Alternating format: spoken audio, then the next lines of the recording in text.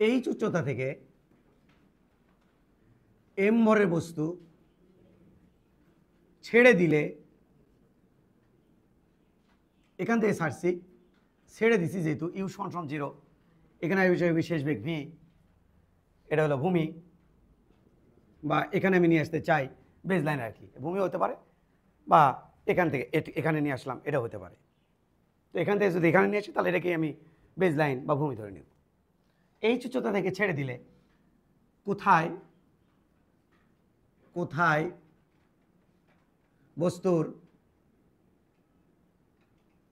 বস্তুর গতিশক্তি বিভব শক্তির দ্বিগুণ হবে।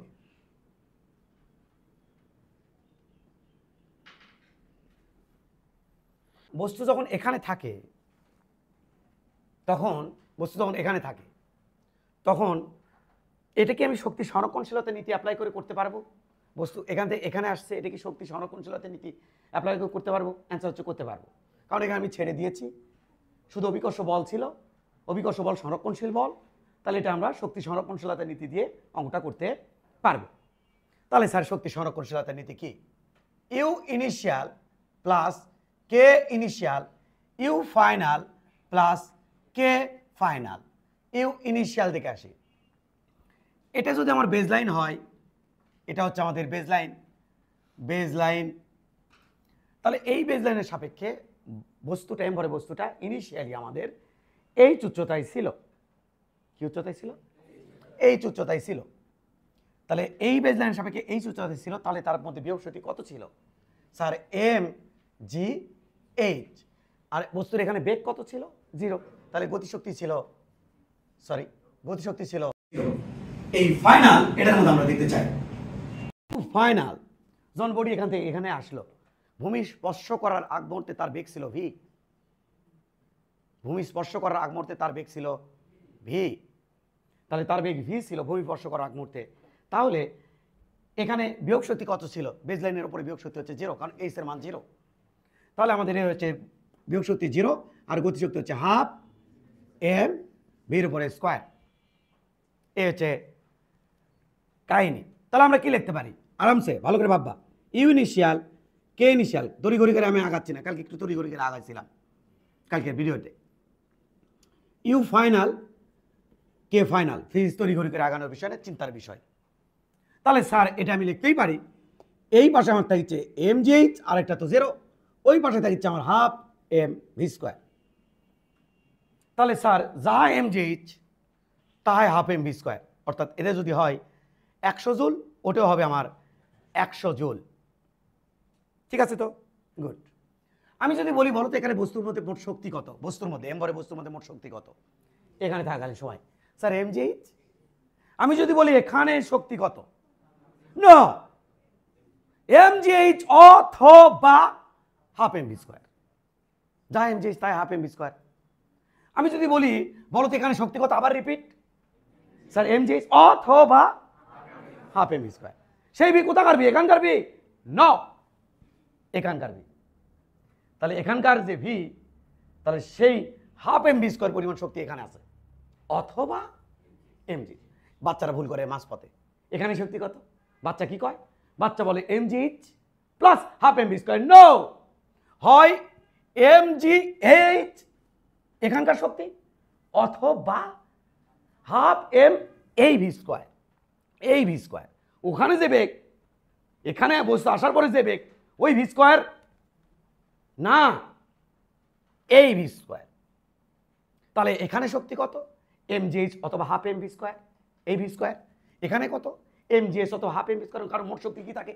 সংরক্ষণশীল শক্তির সৃষ্টি বা বিন্যাস নাই, এখানে যায়, রাস্তার মধ্যে প্রত্যেকটা জায়গায় যায়। তাহলে এখানে কত স্যার?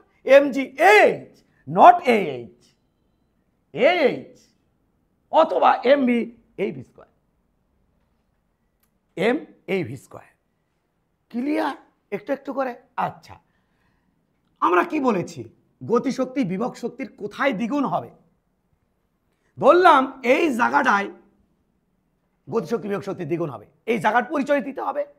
পরিচয় এখানে হচ্ছে এখান থেকে এখানকার দূরত্ব এক্স।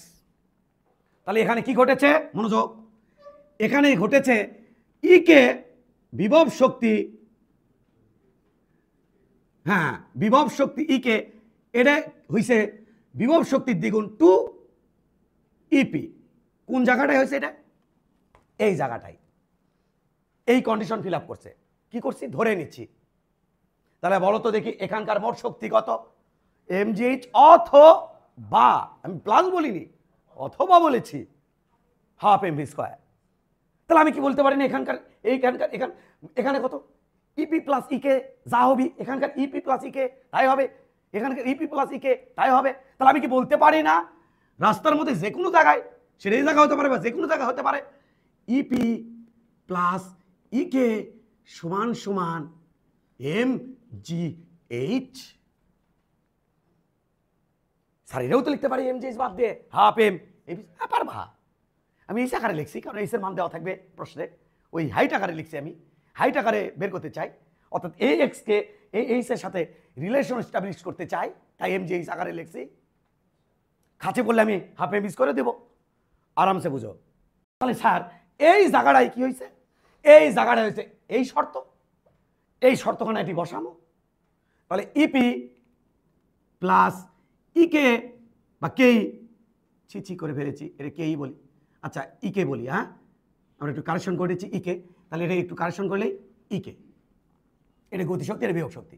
তাহলে বাবা ইকে এটা মানে কি লিখতে পারবো? 2 ইপি পটেনশিয়াল এনার্জি এম জি এইচ। তাহলে কয়টা ইপি হলো এই জায়গাতে? এই জায়গার মোট শক্তি 3 ইপি এর সমান এম জি এইচ। এই জায়গার মোট শক্তি 3টা ইপি এর সমান। কোথাকার 3টা ইপি? এখানকার এক্স এর ভিত্তিতে 3টা ইপি। এক্স এর এই দূরত্বের 3টা ইপি কত হয়? এখান থেকে বেজলাইন থেকে এত দূরত্বে এক্স দূরত্বে ইপি কত হবে? 3 ইয়াম জি এক্স সমান ইয়াম জি এইচ, ইয়াম জি জি কাটা। তাহলে এখানে এক্স হবে আমাদের h/3, দ্যাটস দ্য অ্যান্সার। এটা আমার অ্যান্সার করতে সর্বোচ্চ লাগবে 10 সেকেন্ড। এলে তো আমি মাথাতেই করে নেবো ভাই, এলে তো আমার আগে জিনিস। খালি আমি পরীক্ষার হলে এটা লিখবো, এটা বড় জোর লিখতে পারি, লিখে আমি এখানে চিন্তা করবো, ও আচ্ছা মান বসালে ইচ্ছে, মান বসে দেবো মাথায় দিয়ে আমি লিখবো 3p। ও আচ্ছা এবার এটা থাকবি কোশ্চেনের মধ্যে, এটা থাকবি কোশ্চেন, এই লাইন থাকবি, এই জায়গা খালি এই মানটা বসে দেয় কুচকুচ করে মনে মনে কাটে দিয়ে আমি ও আচ্ছা h/3, ওকে মার্ক টিক। কারণ এসব অঙ্কে যদি আমি অ্যান্সার করতে 2 মিনিট টাইম লাগাই তাহলে অঙ্ক অ্যান্সার করতে আমার সমস্যা। তাহলে এগুলো একটা ইজি জিনিস, এগুলো এভাবে সলভ করে নেবা। এবার আমরা দেখতে যাবো, তোমরা অ্যানালাইসিস করবে, কে কোথায় বোঝেন আমাকে বলবা, এবং দেন আমি দেখতে যাব তোমাদের আমি কতটুকু বোঝাতে পারলাম।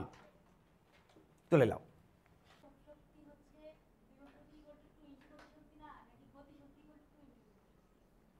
বাবা, গতিশক্তিটা বলছে বিভব শক্তির দ্বিগুণ। তাহলে এই যে বিভব শক্তি আর এটি ইনটু চিহ্ন আছে, তাহলে বিভব শক্তির দ্বিগুণ, এটা মানে এই এটা কে, এটা সমান বিভব শক্তির দ্বিগুণ গতিশক্তি। তাহলে গতিশক্তি সমান সমান বিভব শক্তির দ্বিগুণ। এই হলো কন্ডিশন, সবসময় এই কন্ডিশন থাকবে। নো, আমরা কন্ডিশন চেঞ্জ করে আমি দেখতে যাবো তুমি কতটুকু তোমাকে বোঝাতে পারলাম। তাহলে এটাকে তোলো।